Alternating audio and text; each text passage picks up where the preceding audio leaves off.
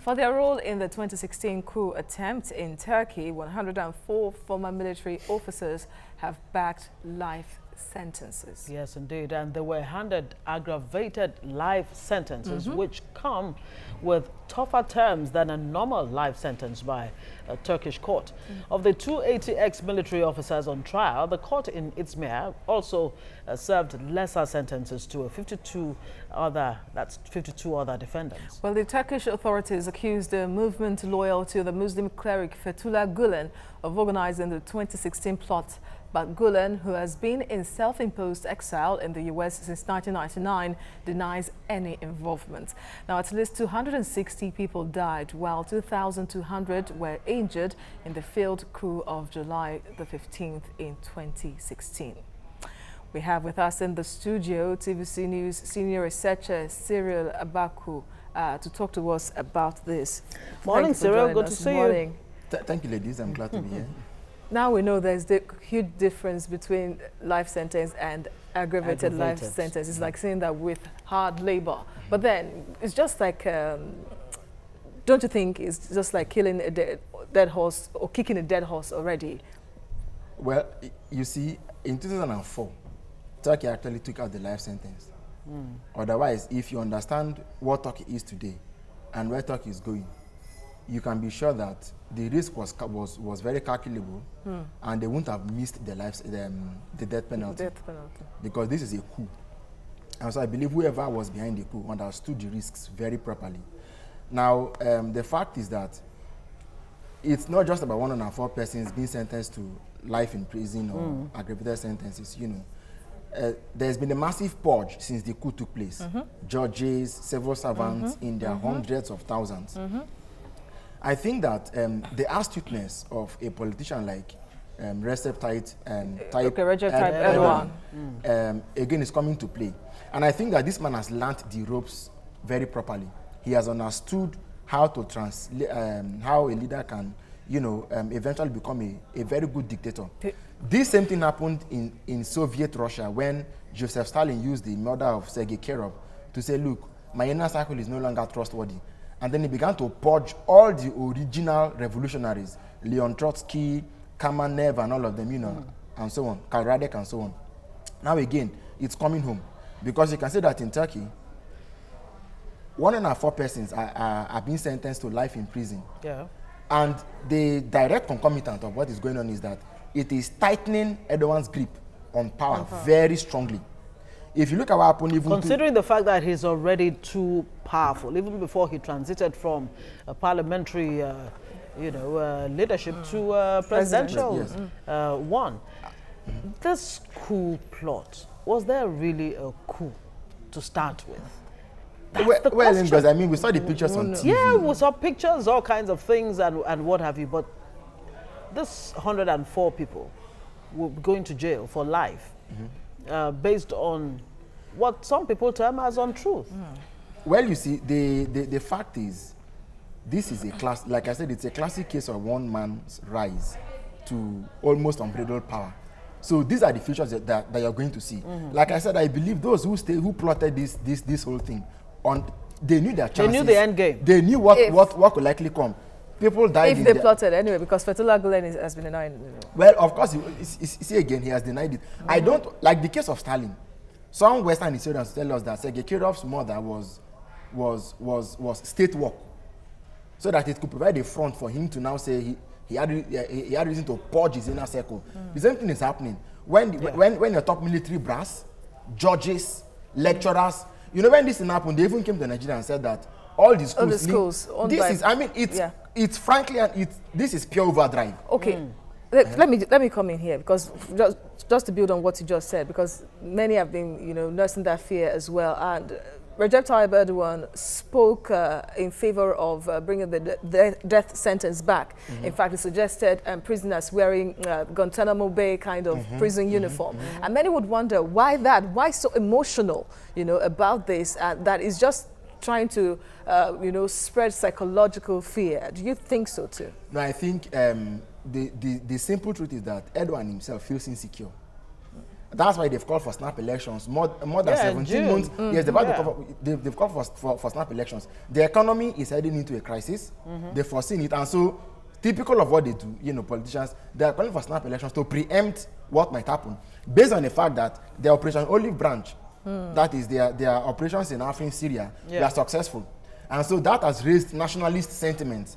So he wants to ride on take advantage of the mood. Call for snap elections, consolidate power, and then maybe launch a new economic program. But is it possible that these snap elections could just backfire? No, we just see a repeat of the Theresa May situation where she actually overrated her own position. And with the mind that the change movement is still, you know, very much on course. Let me douse the optimism. His staunch opponent, I've forgotten his name now, his staunch opponent recently dovetailed and became his staunch ally. Yes. He was the one that called for snap elections before Erdogan backed the calls. Yes. Now, the woman left standing, the woman that founded the Good Party, the EU party, by Turkish law, you must have had your party 6 months before the election. Between when our party was formed and June 24th or so, when they want to hold the elections, it's not up to 6 months. Another opposition party had to transfer some of their some of the MPs to our party to give us sufficient legal standing to stand against Tayyip. Even if the opposition comes together, it is what will come out of it is predictable. Okay, like I said, a very weakened opposition for that matter. The vagaries of a parliamentary democracy, like you have in Britain, where May cannot particularly influence that of the elections, except the fact that she can campaign and wait for the voters. In the case of Erdogan,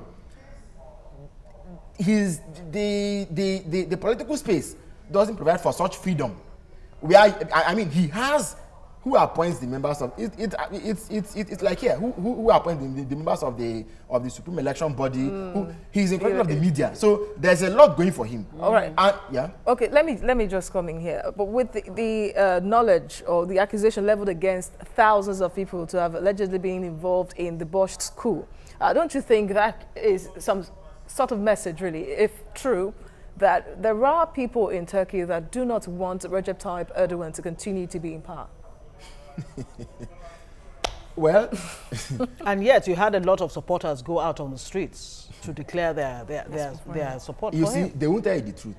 Look at Burundi, for instance, where Nkurunziza has been able to, Mosiopia has been able to mobilize a vast chunk of the youth. They are the ones who have now come to form what they call the youth wing. The militant youth wing of the ruling party. It is for them, not for even the state police. It is for them that somebody who is opposed to Nkurunziza's rule cannot even confide in you and say that I don't like him. They are quiet. In a population of about 10-11 million, 4.8 registered to vote, and you know, I mean, so and then who won? He won. And speaking of everybody being quiet, I mean, the opposition has been weakened. They are quiet too, and Turkey's allies and critics have been talking, but that seems to be all they are able to say. I can no assure action. You, and I can assure you that even when people want to be a bit concessionary, they will tell you that, as I said in the beginning, Erdogan has understood the ropes of power. He's an astute politician. He knows, in 2015, there were elections, okay? There were elections in 2015. The main opponents that ran against him, that made him not able to form majority in parliament, so that they had to go for another snap election. They're all in jail today. That is one.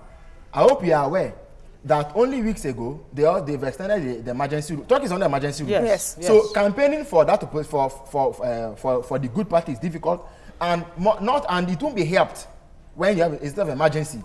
Campaigning is difficult, but when they talk about the victory in Syria, whose name did they attach to it? Erdogan. So the people are, look. If people can come out on the streets and say it is Erdogan or our lives, and they died, those people that died, you know, I mean, they came out. You saw armored personnel carriers. You saw tanks on the streets. The people said, "You blaze us to hell. We are going to stand for, with, and by Erdogan." I don't know how that. But then you wonder what the United Nations would do, because Western allies called many times. They spoke out many times that Erdogan should end it, but nothing is concrete so far. You see, look, we need to understand something. The world power, the global power balance, or the world powers, they deal with different parts of the world with different strokes. Turkey is a very organized society. That is one. I hope you know that Europe has been cutting Erdogan for some time. Oh, yes. Or Erdogan has been cutting Europe for some time. And they are saying that, look, we can't meet face to face. No, that they can't meet eye to eye on a number of issues because they have different priorities. And I'll come to that shortly. But the fact is that, as I speak to you, even Erdogan is now pursuing imperialist ambitions. That is why, only some months ago, you know, you could see that even the state broadcaster was beginning to expand. They're hiring from different parts of the world. Yes, because he too is beginning to pursue. The Qataris did it when they saw that, look, they couldn't rely on CNN and BBC and so on. Yeah. They brought Al Jazeera. That significantly helped to reconfigure the global information flow. And Turkey wants to have a voice in the world. So what you're seeing going on internally is even little compared to where they're going, because eventually you see, for you to be able to have a foot in the world, you must have a stronger footing back at home. What do you think is playing out in Erdogan's favor? When he stepped in 2001 or thereabouts, 1999, the economy was totally in shambles. And he's been able to take it to a comfortable place, not necessarily where it should be right now. Interest rates was about 67%, and it's gone down to 12% now. Ngozi, let me draw your mind to something. Even in Nigeria here, I hope you know that we haven't had any better manager of the economy. In our, let me say, let's say maybe from Abacha up until now. In fact, from Babangida up, from Shagari to this day, I think Abacha arguably had the best economic team and the best results in managing the Nigerian economy. Okay, but this was a man that had a very terrible human rights record, and so we won't even mention his name for lack of being for fear of identifying with infamy and notoriety. Okay, but in terms of the economy, he stood out. Many leaders, especially for the 5 years that he was there, the naira remained the same. Many a dictator, from Hitler to Stalin to just name them, you will eventually find that they usually have a way of making the economy, you know, because that's usually the scorecard. If the price of things can be less, if the cost of doing business can be.